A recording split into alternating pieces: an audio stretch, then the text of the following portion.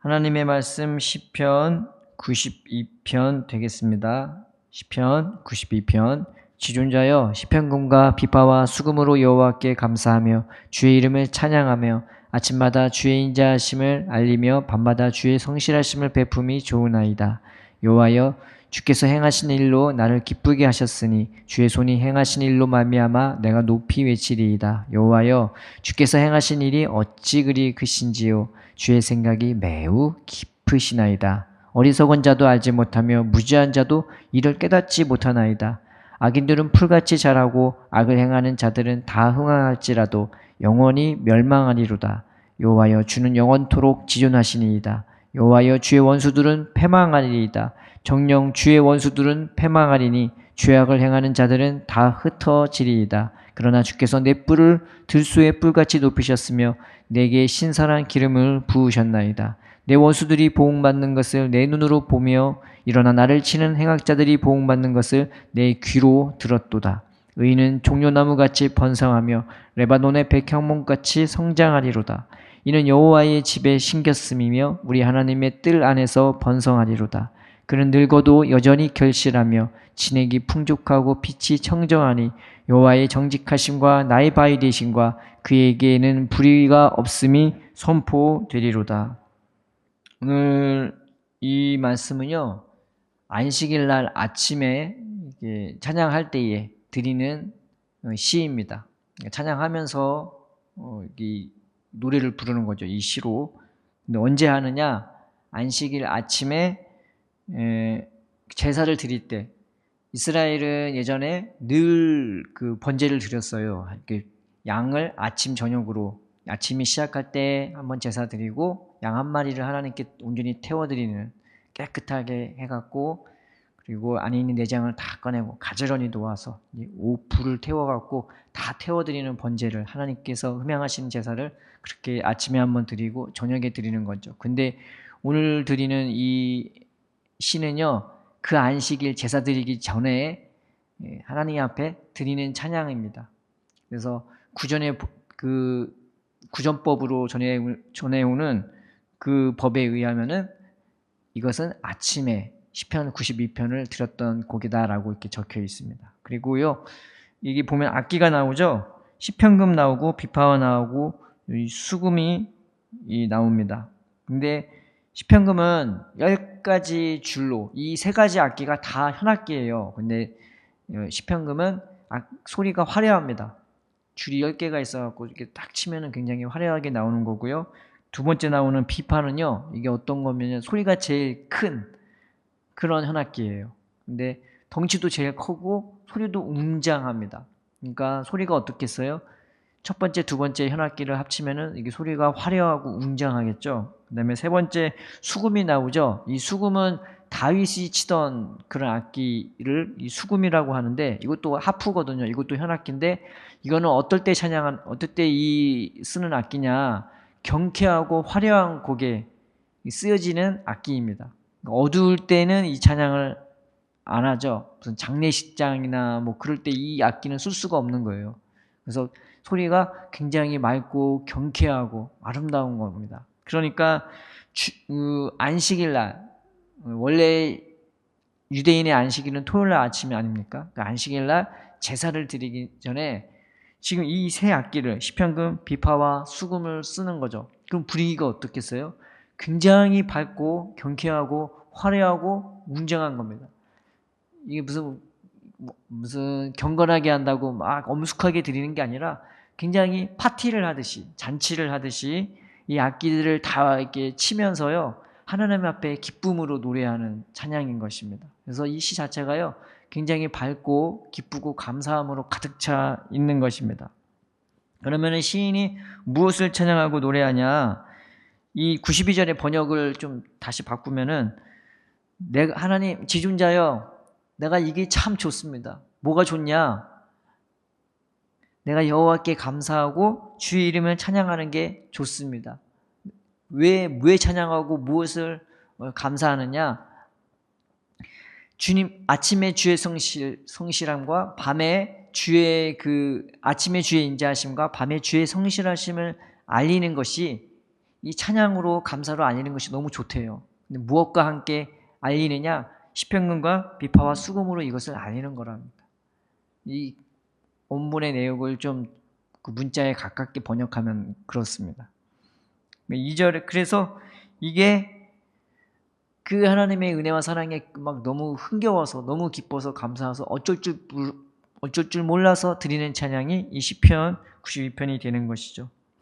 그 밤마다 베푸는 주의 성실, 아침에 그 주의 인자하심이 나에게는 어떻게 다가오냐면은 이게 사전에 보면은 여호와여 주께서 행하시니, 그리고 주의 손이 행하시니, 주께서 행하시니, 이 일들이 내 영혼에 밤마다 아침마다 주의 인자하심을, 주의 성실함을 막 베풀어 주신대요. 그 하나님이 나를 위해 일하시는데 내가 하나님을 위해서 일한 것 때문에 이 안식일 날 참된 쉼과 평안과 자유함이 임하는 것이 아니라 주님이 내게 행하신 그 일, 이 6일 동안 아침과 저녁으로 그냥 인자하심과 성실하심을 끊임없이 베풀어 주시는 그 사랑, 그 행하시는 일, 나를 위해 행하신 일, 그리고 그 사랑이 얼마나 큰지, 그 사랑이 얼마나 깊은지 그걸 날마다 경험하는 거예요. 그걸 통해서 내가 쉼을 얻는 거예요. 그러니까 안식일 날 이루 말할 수 없이 기뻐서 감사해서 어쩔 줄 몰라서 하나님께 이 찬양을 번제 드리기 전에 드리는 겁니다. 그 사랑이 너무나 압도적으로 크니까, 너무나 깊으니까 내 영혼을 주님 앞에 다 드릴 수밖에 없는 것이죠. 사랑을 받아보면 내가 그 사랑을 깨닫고 알게 되면 어떻게 됩니까? 우리가 부모님의 은혜를 깨닫기 시작하고 알기 시작하면은 내가 부모님의 은혜를 조금이라도 갚으려고 하잖아요. 그런데 뭐 갚을 수는 없죠. 부모의 은혜는 갚을 수 있는 게 아닙니다. 사랑은 내리사랑이라고. 그런데 그 감사하는 마음으로 하나님께, 그 부모에게 하듯이 우리가 하나님께 이 감사와 찬양을 드리는 것이 아니겠습니까? 그래서 이것이 주님이 나를 행하신 일, 주님이 나를 위해서 하신 그 마음씀, 그 크신 일, 그 깊은 그 일이 우리한테는 예수님이 십자가 사랑인 것입니다. 주님이 막 그것을 통해서 우리에게 성령을 아낌없이 부어주시고, 그것을 믿기만 하면 내가 너를 이렇게 사랑한다고, 내가 너를 이렇게 아낀다고, 자신을 온전히 사랑으로 드린 그 십자가 희생 헌신 제사가 우리에게는 주님이 나를 위해 행하신 일이고, 그리고 그것을 믿는 자에게는 아침 저녁으로 주님이 성령으로 역사하시고 늘 성령으로 우리를 충만케 해주셔서 우리가 사랑에 겨워서, 사랑에 못 견뎌서, 그 감당할 수 없고 거부할 수 없는 사랑에 붙들려서 살 수 있게끔 우리를 붙들어주고 세워주시는 것입니다. 그래서 이 92절의 시편은요, 예수님 안에서 바라보면 또 우리한테는 굉장히 신비하고 귀한 은혜가 되는 것이죠. 그래서 이 은혜가 나를 어떻게 만드냐, 세상을 알 수도 없고 볼 수도 없지만 날마다 우리와 함께 해주시는 이 하나님의 은혜, 나를 붙들어 주시는 이 은혜, 그리고 나를 날마다 성실하심으로 보호해 주시고 그 은혜와 사랑으로 붙들어 주시는 은혜와 사랑이 나를 어떻게 만들어 주냐, 이게 오늘 시편의 92편의 12절부터 15절까지 적혀 있습니다. 첫째는 종려나무같이 나를 세워주신대요. 종려나무는 가장 큰 나무들 그 과에 속합니다. 그 높이가 어마어마합니다. 그런데 그 열매가 정말 풍성하죠. 그래서 종려나무는요, 사람들에게 좋은 그늘을 제공하기도 하고, 그리고 이 종려나무도요, 목재로 쓰여지기도 합니다. 그래서 이 나무가 뭘 상징하냐면은 우리에게 위엄과 번영을 이렇게 상징하기도 하죠. 하나님의 은혜가 우리를 그렇게 만들어 주는 거예요. 나로 이루 말할 수 없이 가장 크게 성장하게끔 나를 만들어 주고 열매를 풍성하게 맺도록 만들어지는 거죠. 그 십자가 사랑으로 그냥 우리를 위해서, 나 같은 사람을 위해서 그냥 아낌없이 부어주시는 그 사랑이 우리를 이렇게 만들어 주는 것입니다. 종려나무같이 크게 자라도록, 그리고 열매를 풍성하게 맺도록. 이 잎사귀가 얼마나 아름다운지, 잎사귀가요, 사람 키보다 더 크거든요. 그거 들고 이게 들면요, 굉장히 멋있습니다. 예수님이 예루살렘에 입성했을 때 사람들이 이 종려나무 가지를 들고 자기 키보다 큰 그 종려나무 가지를 바닥에 깔기도 하고 그것을 들어서 환영하기도 하고 굉장히 웅장했겠죠. 그런데 우리를 하나님이 이 종려나무 같이 성장하도록, 크도록, 열매 맺도록 인도해 주시겠다는 것입니다. 또 하나는 이 은혜가 나를 어떻게 만드냐. 이 12절에 보면은 레바논의 백향목 같이 성장하리로다 그래요. 이 은혜가 나를 종려나무 같이 번성하게 하고, 그리고 이 은혜가 나를 백향목 같이 성장하는, 레바논의 백향목. 백향목 하면은 레바논입니다. 그래서 고대에는요, 애굽에서도 이 레바논의 백향목을 가져와서 건물을 짓거나 궁전을 짓거나 했고요. 메소포타미아, 그러니까 뭐 바벨론, 아수르, 그 큰 그 중동에 위세를 떨쳤던 제국이나 왕국들도 이 레바논에서 이 백향목을 운반해 왔습니다. 그 정도로 유명한, 나무 하면 레바논의 백향목. 그래서 이 백향목은요, 키가 어느 정도로 그냥 한 25m에서 많이 크면 30m까지 크고요. 그리고 이 굵기가 12m 정도 되는 거죠. 사람이 팔을 벌려서 이렇게 잡으면은 한 6명 정도가 딱 잡아야지 이게 나올 수 있는 그런 굵기입니다. 어마어마한 것이죠. 그리고 이 벌레가, 이 백향목이 굉장히 견고하고 단단하고요. 그 다음에 벌레가 이게 해충에 굉장히 강합니다. 그럼에도 더 온전케 하기 위해서 벌레 더 들어오지 말라고 약품을 취하기도 하는 거죠. 그래서 이 백향목은 성전에도 쓰였고 궁전 짓는데, 이스라엘의 궁전 짓는데도 쓰여졌죠. 근데 이 백향목, 레바논의 백향목의 특징은 뭐냐면은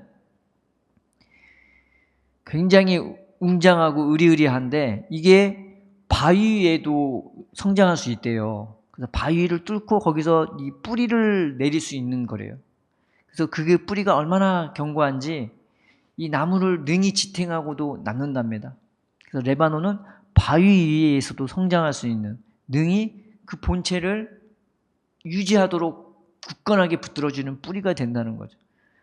이 레바논이 얼마나 웅장하고 얼마나 견고하고 얼마나 멋있고 대단한지, 이 레바논의 백향목이 가지를 넓게 펴지면요, 높이만큼 이 그늘을 제공한대요. 높이만큼 가지가 이렇게 퍼지는 거죠.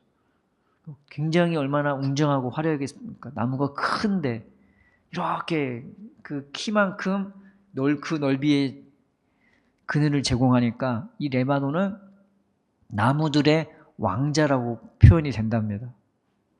근데 하나님의 은혜가 우리를 그렇게 성장하게 만들어 준대요. 견고하게, 그리고 웅장하게, 화려하게. 그래서 안식일날 이 아침에 그렇게 화려하고 웅장하고 기쁘고 경쾌하고 밝은 찬양으로 하나님께 찬양할 수 없는 거예요. 왜냐하면 하나님의 은혜와 사랑이 우리를 그렇게 성장하도록 만들어 주기 때문입니다. 그래서 이 레바논의 백향목같이 이 우리가 하나님의 집에 심겨진 존재인 것을, 하나님의 사랑, 하나님의 그 덮어주고 나를 세워주는 그 사랑으로 나를 심겨주고, 그리고 그것이, 이 은혜와 사랑이 나를 하나님의 뜻 안에서 내가 평안함을 얻고 쉼을 얻고 자유함을 얻게 만들고, 늙어도 나는 주님 앞에 어린아이 같은 거. 왜냐하면 주님의 사랑이 늘 나와 함께 계셔서 우리의 마음을 정직하고 진실하게 만들면서 늙어도 결실하고 진액이 풍족하고 빛이 청청하게 만들어주는 것입니다. 그래서 15절에 있죠. 여호와는 나의 바위가 되신다. 나는 레바논의 백향목이고 주님은 나의 바위가 되신다. 나는 바위 위에 심겨진 나무가 되는 것입니다. 그리고 이 영광은 한순간으로 이 세상으로 끝나는 것이 아니라 영원토록 그 영원한 하나님의 나라에서 영원히 주님의 은혜와 사랑을 우리가 드러내는 그런 도구로, 그런 하나님의 왕자들처럼 우리가 살게 되는 것입니다. 우리가 이 은혜를 받았으면, 하나님, 내가 이 은혜에 늘 거하게 해달라고, 늘 하나님의 사랑과 은혜에 거하게 해달라고 내 마음을 열어주셔서 주님이 나를 사랑하고 있으면 내가 믿음으로 반응할 수 있도록 내 안에 믿음을 주시고 이 은혜를 경험하고 이 은혜를 깨닫게 해달라고. 오늘 6절에 보면은 어리석은 자는 이거를 알지 못한대요. 또 6절에 보면은 무지한 자도 이를 깨닫지 못한대요. 이게 깨닫는다는 말이 빛나, 빈누 그런 히브리어 단어인데, 예수님이 제자들의 마음을 열어주셨다 할 때 그 단어와 똑같은 단어입니다.